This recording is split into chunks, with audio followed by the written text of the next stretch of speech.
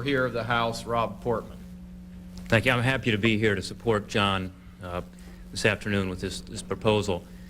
Two reasons. One is personal. I, too, have young children at home. They stay in Cincinnati, Ohio, the city that I represent. I asked John if I could amend the proposal by adding first day of school so you can take your child to school, and I plan to offer that amendment when your bill comes to the floor. But I think it's an excellent pro-family piece of legislation.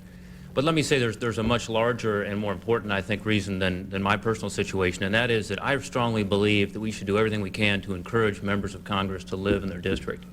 I think it's important because I think we'll get a better Congress out of that. I think we'll get better legislation, people who are back home more, talking to their constituents, living with the people they're supposed to represent, I think tend to be better representatives. And this is just another example of legislation, if it were to pass, that would encourage people to keep their families at home. Mike Crapo just talked about the fact that his family twice, I think in 9 months, he said, have thought about moving to Washington.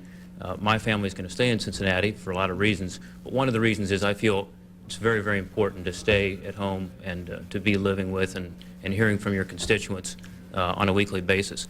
So I applaud you for doing this, John. I think it would help the institution, and I wish you luck. How about a couple questions, and then